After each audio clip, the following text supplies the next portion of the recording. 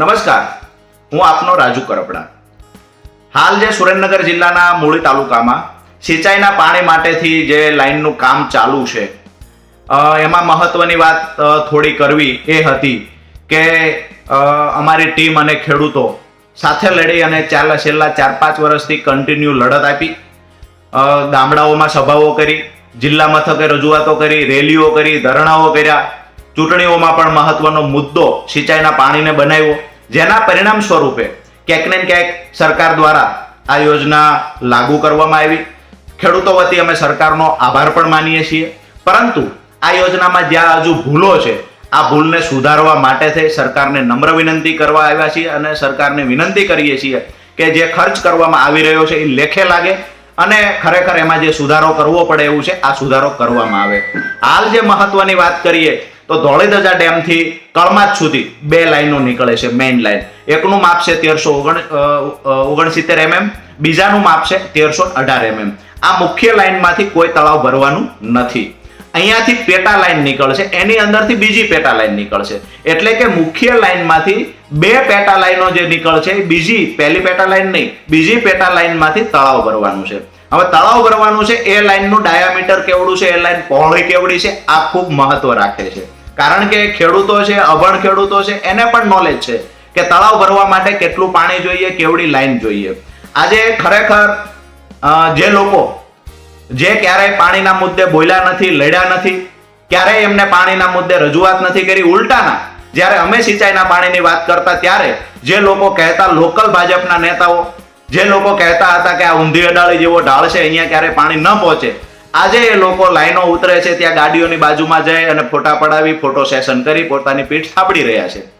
આ લોકોને કહીએ છીએ કે મહેરબાની કરી અને ખેડૂતોના હિતમાં કંઈક નિર્ણય લેવાય એવી વાત પર આગળ આવો. ખેડૂતો માટે થઈ અને કાંઈ રજૂઆત કરવી પડે તો ભૂતકાળમાં તમે નથી કરી, હવે રજૂઆત કરો. માત્ર ફોટો સેશનમાં વ્યસ્ત ના રહો. ખરેખર આ જે લાઈનો નખાય એનાથી ફાયદો થશે, એનાથી તળાવ ભરાશે કે કેમ, આ થોડું કેલ્ક્યુલેશન ક્યારેય કર્યું છે ખરા?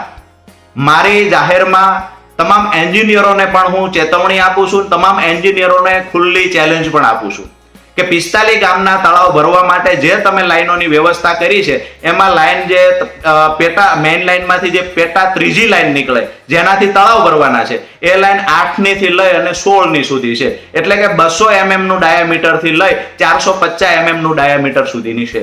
હવે આવડી લાઈનથી હું દાવા સાથે કહું છું કે જે તળાવની અંદર 100 થી વધારે મશીનો ચાલે છે એ તળાવનું તળિયું ક્યારેય આ લાઈન ઢાંકી શકે નહીં. અમે વિનંતી કરીએ સરકારને કે સુધારો કરવામાં આવે.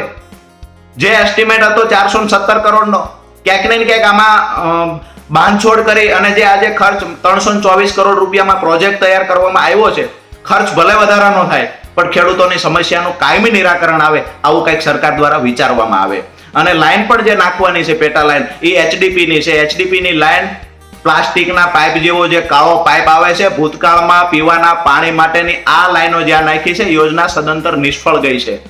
આજે પણ એ યોજનામાંથી પાણી પસાર થતું નથી એટલે બીજી લાઈનો નાખવી પડી છે. તો અત્યારે ફરી વખત તળાવો ભરવા માટે એ પાઇપનો ઉપયોગ શા માટે થાય છે, આ મોટો પ્રશ્ન છે.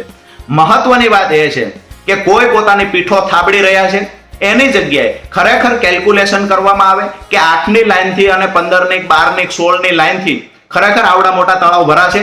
ટીકર જેવડું તળાવ 16ની લાઈનથી ભરવું હોય તો શક્ય છે.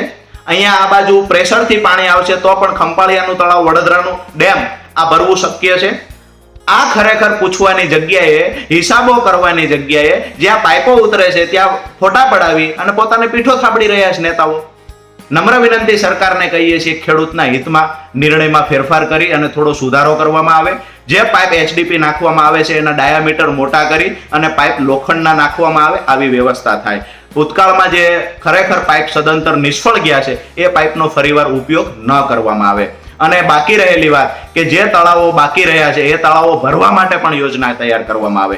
દરેક ગામનું માત્ર એક તળાવ શા માટે? જેટલા બી તળાવ છે, જેટલા બી ચેક ડેમો છે એ ભરવામાં આવે. મહત્વની વાત એ પણ છે કે જે મૂળી તાલુકાના 25 સિવાયના બાકી રહેલા ગામડાઓ છે, આ ગામડાઓમાં પાણી ક્યારે પહોંચાડવામાં આવશે, સરકાર દ્વારા જાહેરાત કરવામાં આવે. નહીતર આગામી દિવસોમાં અમારી જે માંગણી હતી એ માંગ તો એ હતી કે દરેક ખેડૂતના ખેતર સુધી પાણી પહોંચે. આજે જે સરકાર દ્વારા અમારી માંગણીઓ સ્વીકારવામાં આવી છે, ખેડૂતોની માંગણી સ્વીકારવામાં આવી છે, પરંતુ પૂરતા પ્રમાણમાં સ્વીકારવામાં આવી નથી. ક્યાંક ને ક્યાંક માત્ર 5 થી 7% ખેડૂતોને જ લાભ મળે એવું અમને દેખાય છે. કારણ કે ઘણા બધા તળાવો એવા છે જે માત્ર 15-20 દિવસની કેપેસિટી વાળા છે. ઘણા બધા તળાવો મોટા છે, તો ત્યાં જે ડાયામીટર છે 10 ઇંચનું ડાયામીટર ધરાવતી લાઈન નાખવાથી આજે ખેડૂતો 2-3 મશીનનું પાણી ચલાવે, ખેડૂતો 8 ની 10 ની લાઈન નાખે છે.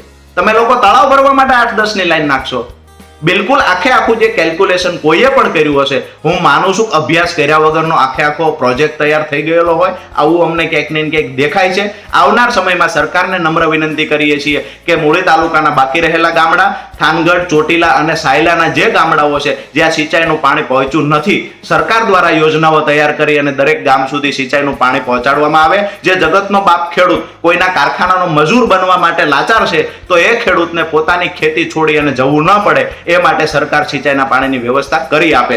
આવનારા દિવસોમાં નમ્ર નિવેદન સાથે સરકારને વિનંતી પણ કરીએ છીએ કે આવનાર દિવસોમાં અગર જે બાકી રહેલા ગામડાઓ છે એમાં સિંચાઈનું પાણી નહીં પહોંચાડવામાં આવે, કોઈ યોજના નહીં બનાવવામાં આવે, તો અમે મજબૂતાઈથી ખેડૂતો માટે 100% લડીશું. અને આ યોજનામાં લોકલ નેતાઓને કહીએ છીએ અને સરકારને પણ કહીએ છીએ, પીઠ થાબડવાની બદલે, ફોટો સેશન કરાવવાની બદલે આ યોજનાની અંદર ક્યાંક ને ક્યાંક સુધારો કરી અને મોટા પાઇપ નાખવામાં આવે અને લોખંડના પાઇપ નાખવામાં આવે, આવી વ્યવસ્થા કરવામાં આવે. પ્રોજેક્ટમાં જે કાંઈ ખર્ચ તૈયાર થયો છે, ખર્ચમાં ભલે વધારો થાય, પણ એક વખત કાયમી ધોરણે ખેડૂતોની સમસ્યાનું નિરાકરણ આવે.